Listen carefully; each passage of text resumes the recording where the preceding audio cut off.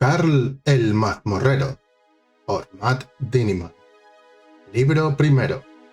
Capítulo 26. Tiempo para el derrumbe del piso, 6 horas y 30 minutos. ¿Estás listo?, pregunté a Brandon mientras nos preparábamos en la entrada de la sala del jefe del municipio. No, dijo él, que me dedicó una sonrisa triste. Aferró con fuerza su gigantesco martillo de guerra durante unos instantes. Luego desapareció en su inventario. No iba a servir de nada durante la primera parte del plan. Donut se subió a mi hombro mientras los demás se colocaban detrás de nosotros. No nos quedaba tiempo para seguir entrenando ni preparándonos. Era ahora o nunca. El tercer episodio de Planeta Mazmorrero no nos había servido para conseguir más información.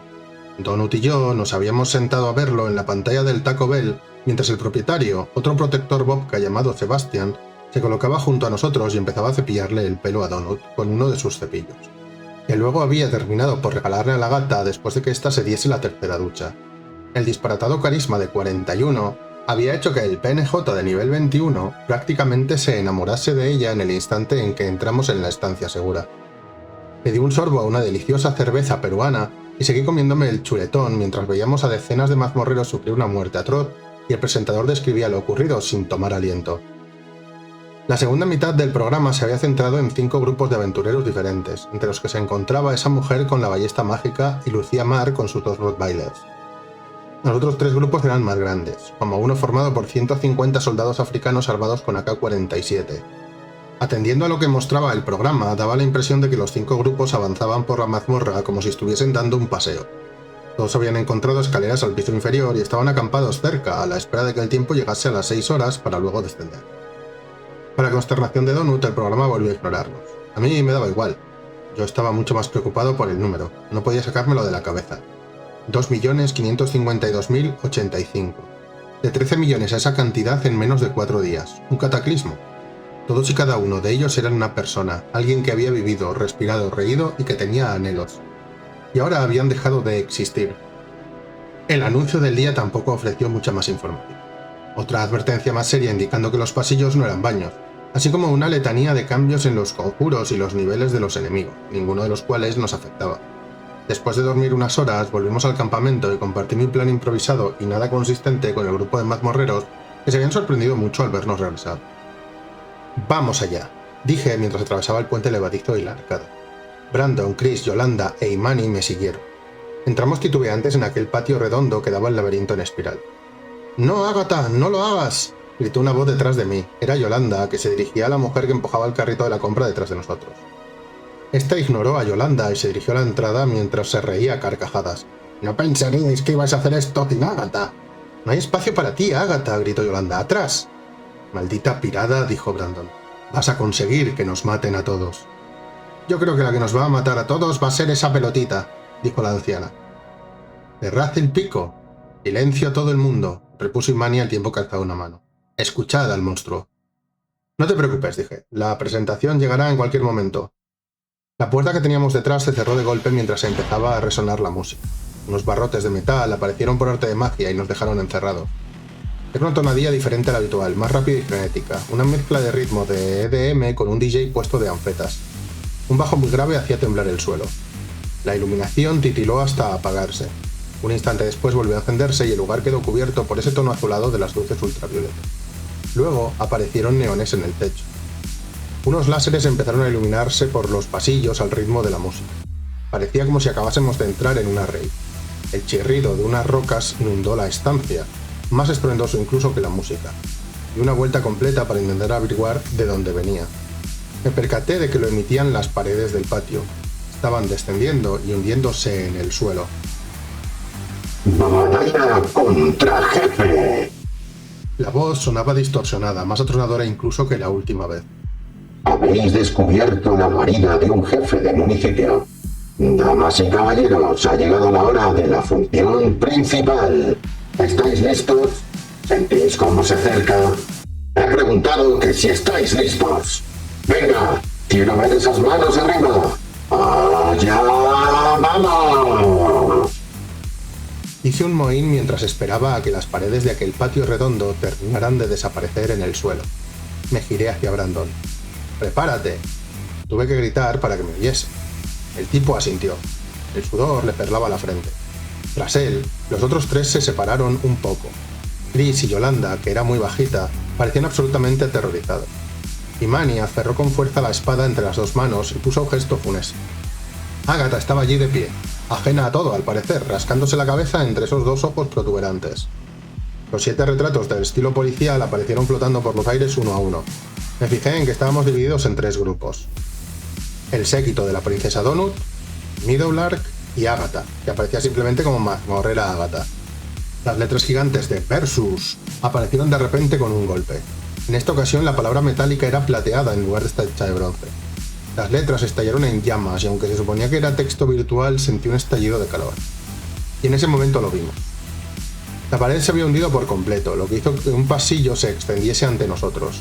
Era como si estuviéramos de pie en el andén junto a un túnel de metro, pero sin estar en alto. El túnel redondo tenía el ancho de una carretera de un carril y casi 5 metros de alto.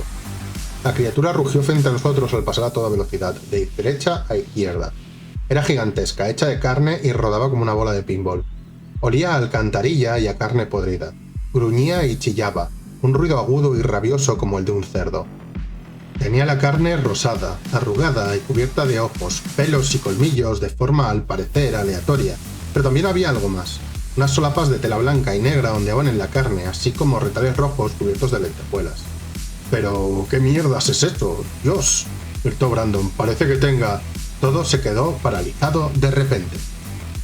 La pelota porcina.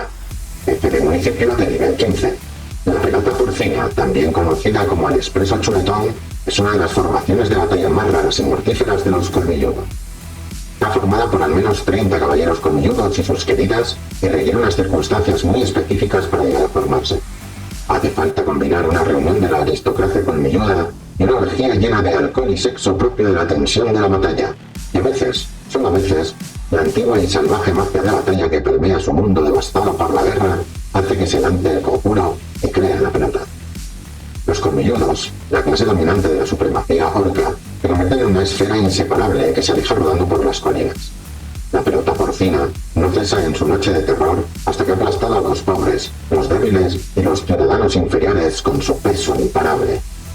Esta pelota en particular, que se formó directamente en una gran asamblea de colmilludos, ha llegado a esta mazmorra para entreteneros, damas y caballeros. La magia de la pelota no le permite detenerse hasta haber aplastado y exprimido la sangre mazmorrera de todos los humanos. El mundo volvió a la normalidad y la pelota siguió rodando en la distancia por el camino. Frente a mí, el resto de las paredes empezaron a moverse y a cambiar otra vez con ese estruendoso rechinar. Los muros y las entradas seguían creando nuevos caminos que guiaban hacia nosotros aquella pelota inmensa. «Vaya», dijo Donut, que seguía en mi hombro. «La verdad es que ahora mismo me siento muy ignorada. Que si humanos esto, que si humanos aquello, siempre igual. Porque no ha dicho hasta haber aplastado y exprimido la sangre mazmorrera de todos los felinos». Miré a la izquierda y a la derecha y vi lo que estaba a punto de pasar. Ahora que habían descendido las paredes, se había formado un nuevo camino y estábamos justo en medio. La música, pesada y retumbante, era una elección deliberada. Habíamos dejado de sentir el tren, que era aquella enorme pelota porcina que se dirigía hacia nosotros. A su velocidad actual, puede que nos quedase más o menos un minuto antes de ser aplastados. «¡Moveos!», grité. «¿A dónde?», preguntó Brandon. «¡Lejos!», dije. Saqué la primera de varias tiras de púas que tenía en el inventario y la solté en el suelo antes de empezar a correr hacia adelante. Avanzamos hacia el pasillo largo y amplio por el que acababa de pasar disparada. Un momento después, la pelota cruzó a toda velocidad por el lugar en el que nos encontrábamos hacía tan solo unos instantes, y no atropelló a Agatha y a su carrito de la compra por unos centímetros. La mujer rió de alegría mientras el viento cargado de gruñidos le ondeaba el sombrero. En el breve instante en el que pasó, vi el rostro de un colmilludo que sobresalía en el centro de la pelota, girando como la llanta ornamentada de un coche.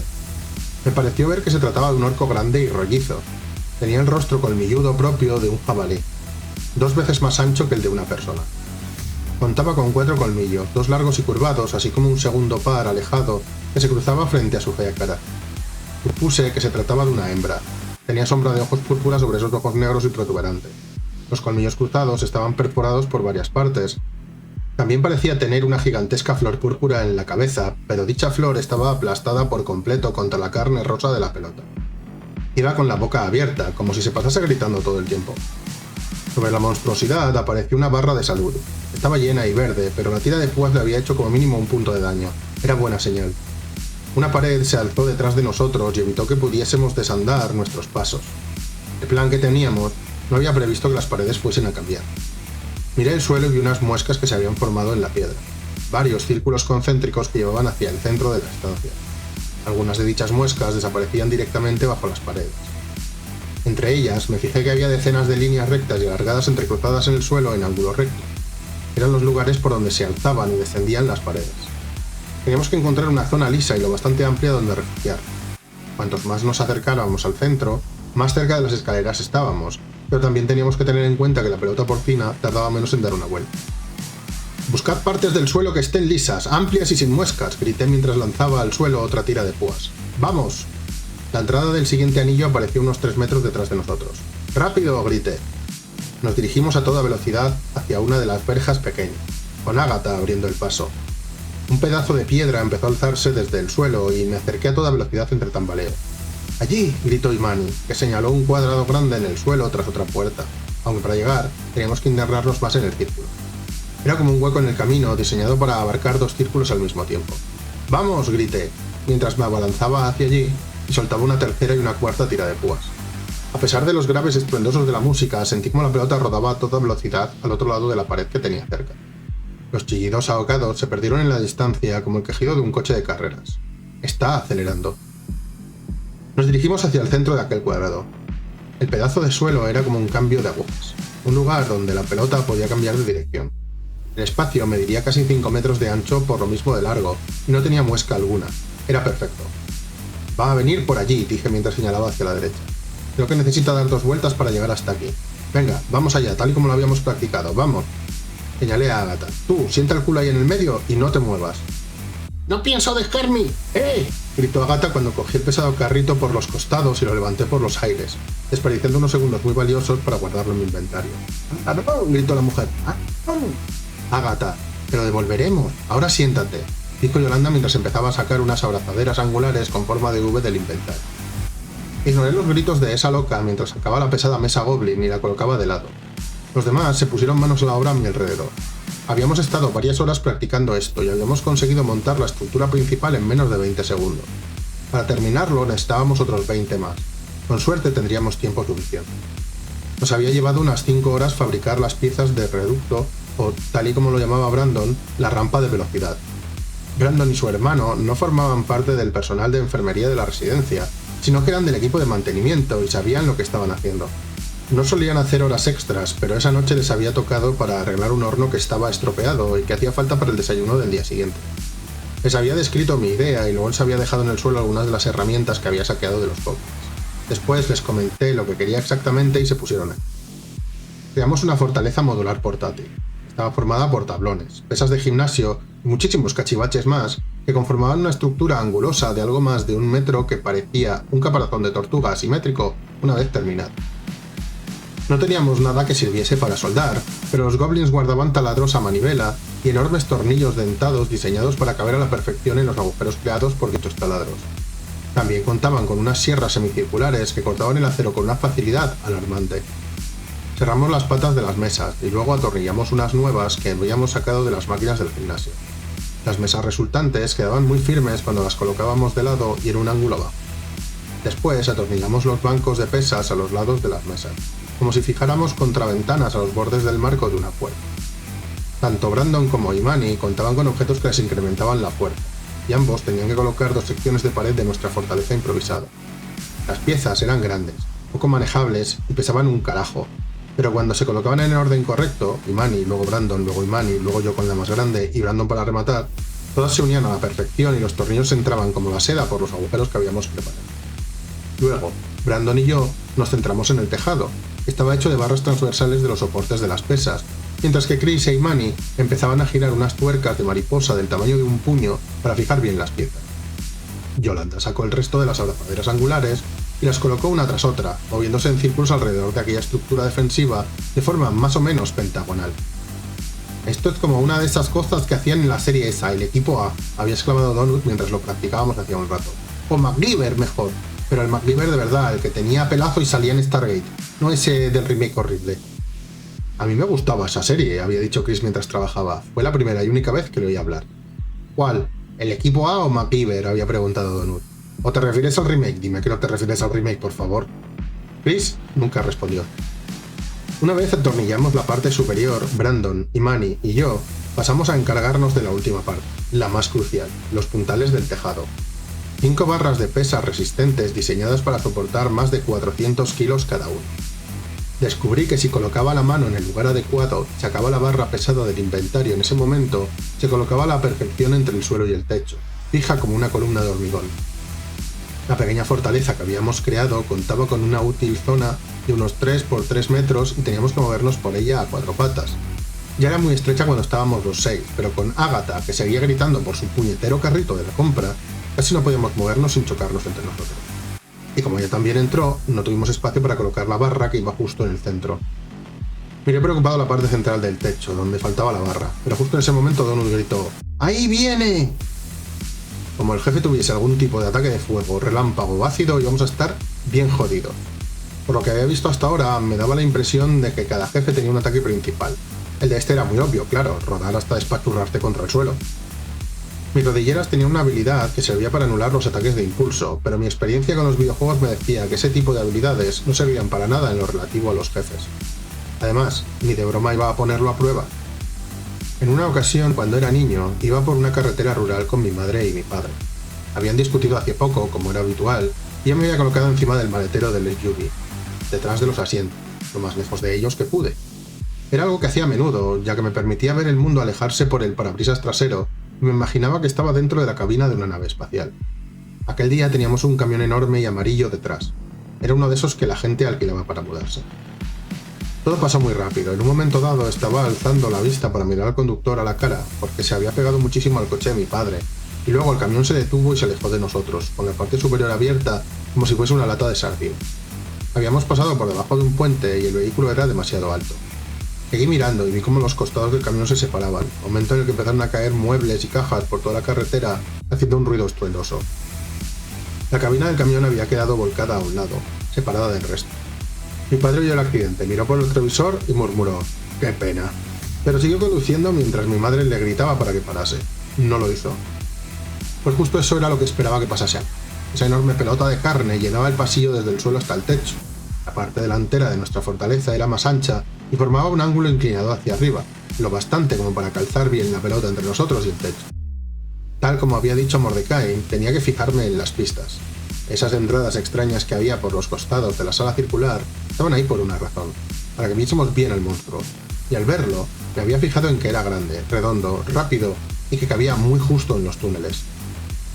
Lo primero que se me había ocurrido era levantar un muro muy resistente, pero tal y como habíamos visto a través de las muchas verjas, cuando las muescas obligaban a la pelota a girar en un ángulo de 90 grados, esta se limitaba a rebotar contra la pared prácticamente sin perder velocidad y seguía con su camino. Siempre habrá pistas. No perdía el impulso en ningún momento, seguía y seguía rodando. Había que detenerla de alguna manera y nosotros teníamos que posicionarnos de tal forma que, cuando lo hiciese, pudiésemos hacerle algo. Mi idea era que chocase contra nuestra fortaleza y se quedase encajada contra el techo. Una vez así, Imani podría dedicarse a apuñalarla, Donut a disparar proyectiles, Chris a lanzar conjuros y el resto a clavarle mis lanzas con punta de estrella ninja improvisadas hasta vaciarle la barra de salud. La mayoría de las mesas Goblin estaban hechas de acero grueso y denso, lo que significaba que eran pesadas de cojones. La mesa ancha que habíamos colocado en la parte delantera de nuestro artilugio también tenía una superficie de madera llena de agujeros. Brandon, Chris y yo habíamos pasado más de 5 minutos lanzando 50 de mis shurikens para que se clavasen bien en la madera, para luego añadir pinchos negros a la rama. Esperábamos que los pinchos le hiciesen daño al jefe por cada vez que se rasgase la carne. Por desgracia, solo habían quedado unas 20 estrellas ninja en buen estado. El resto se habían roto al lanzar. Eso había sido idea de Brandon. Le había enseñado los shurikens y le había permitido leer la descripción. Las cosas son mucho más poderosas de lo que crees, había dicho él con tono asombrado. Haz los cálculos. Todo el daño acumulado quiere decir que si le haces daño a algo unas 200 veces, podría infligirle millones de puntos de daño. Lo de calcular se me da mal, dije. Pero tengo muy claro que no voy a hacerle daño a algo 200 veces con estas cosas. Mira, aquí un shuriken. Los había probado antes para ver si yo tenía algún tipo de habilidad ninja. Al usarlo se descascarilló un poco y perdió toda la mano. Estaba claro que solo servían para usarlos una vez o que reducía mucho su valor. A pesar de lo frágiles que eran los shurikens, Usamos varios para crear las tiras de púas, que consistían en unas pocas estrellas ninja sobre 2 planchas de madera atornilladas. Aguantarían 2 impactos antes de romperse. Las tiras no iban a detener al monstruo por sí mismas, pero cada vez que la criatura pasase por encima, la cantidad del daño que iban a infligir al jefe aumentaría un 8%. ¡Preparaos!, grité mientras me agarraba a la pared y el monstruo rodaba hacia nosotros a una velocidad imposiblemente rápida. Toda la estructura se estremeció y empezó a derrapar con un chirrido aterrador. Los 4 puntales del techo salieron despedidos por los aires. Uno rebotó con fuerza en Yolanda y la tiró al exterior. Un olor horrible se extendía ahora por la estancia, tras quedarnos a oscuras. Los gritos agudos de la pelota no habían cesado. Lo habíamos conseguido. La parte superior de la estructura empezó a hundirse y a doblarse de forma ominosa, mientras unos cuadrados negros de carne empezaban a atravesar los huecos del entramado que teníamos encima. Estaba a punto de romperse. La pelota había quedado aplastada entre el techo del túnel y nuestra fortaleza, y había empezado a hacer una presión que amenazaba con derrumbar nuestras defensas. ¡Atacad!, grité mientras el arma me aparecía en la mano. Era media barra de dominadas con una abrazadera goblin en el extremo, en la que había colocado 3 estrellas ninja muy unidas. Mi esperanza era que estando juntas tardasen más en romperse. Di una puñalada hacia arriba y las clavé en la cara. Me daba la impresión de que no le hacía daño alguno. Junto a mí, Imani se afanaba por colocar su espada larga en el ángulo adecuado para atravesar con ella los huecos que había en el techo. La clavaba hasta el fondo y luego la sacaba una y otra vez. Los cerdos chillaron y empezó a llover sangre. La música se aceleró. A mi izquierda, los tornillos empezaron a saltar de los agujeros como si fuesen balas. Uno de ellos golpeó a Agatha, y no pareció notarlo a pesar de que la zona empezó a amortársele. No había dejado de gritar por su carrito de la compra. La presión se intensificó sobre nosotros. Yo no dejaba de apuñalar una y otra vez. Y luego, cuando el techo terminó por derrumbarse, di otra puñalada y se oyó un pop atronador como si hubiese estallado un globo. Machos y hembras colmilludos, ataviados con smokines o vestidos de gala relucientes, nos subieron encima mientras nuestra pobre fortaleza terminaba por desmoronarse. El techo se hizo pedazos cuando el metal empezó a repiquetear y a doblarse por las zonas donde estaba atornillado. Mi lanza improvisada quedó atrapada en uno de los agujeros del techo. Tuve que soltarla cuando algo me aplastó con violencia contra el suelo. Arqueé la espalda y protegí a Donut bajo mi cuerpo. Los gritos y los chillidos resonaron por el pasillo, y vi como el minimapa se convertía en una marejada de puntos rojos. Un orco gordo y pesado chocó contra mí, y ambos rodamos entre pedazos del techo. Donut gritó y se alejó de un brinco. La superficie cubierta de estrellas ninja se encontraba rota a mi derecha. Algunas de ellas aún brillaban de rojo, y la criatura pasó por encima y gritó de dolor.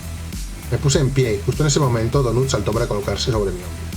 Empezó a gritar incoherencias y a disparar proyectiles mágicos a bocajarro a los colmilludos, que salían volando hacia atrás con cada impacto. Pisoteé al colmilludo que tenía delante en el suelo y lo despachurré aún más contra la madera cubierta de shurikens. La barra de salud empezó a bajar, despacio al principio, para luego desaparecer de un plumazo cuando se vio afectado por el daño exponencial. La mitad de las criaturas habían muerto. Me fijé en el colmilludo vivo que tenía más cerca, un macho con un smoking.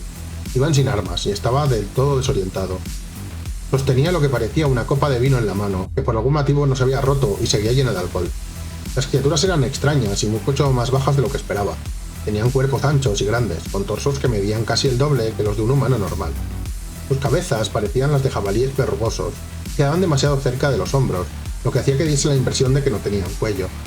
Pero de la cintura para abajo sus cuerpos eran tan cortos que resultaba muy cómico. Las bestias medían algo menos de 1,40 m. Examiné las propiedades mientras la criatura, tambaleante, se llevaba la copa de vino a la boca. Caballero colmilludo, nivel 4. En lo que los colmilludos se refiere, los títulos son tan precisos como las fotografías de una aplicación de citas. Estos guerreros antaño poderosos conquistaron la supremacía orca hace cientos de años tras derrotar al resto de los clanes. Ahora no son más que una sombra de lo que llegaron a ser.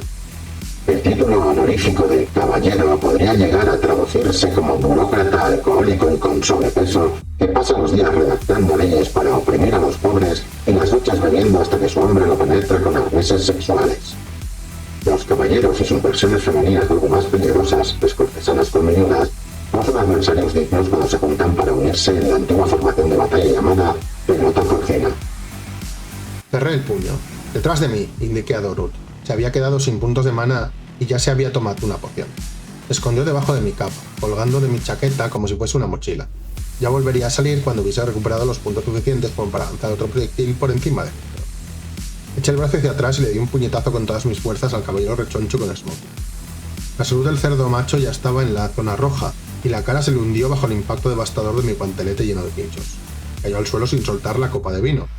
La mitad del hocico se me había quedado pegada al puño. Milagrosamente no sentí dolor alguno. Lo único que noté fue el impacto en el brazo, no en la mano.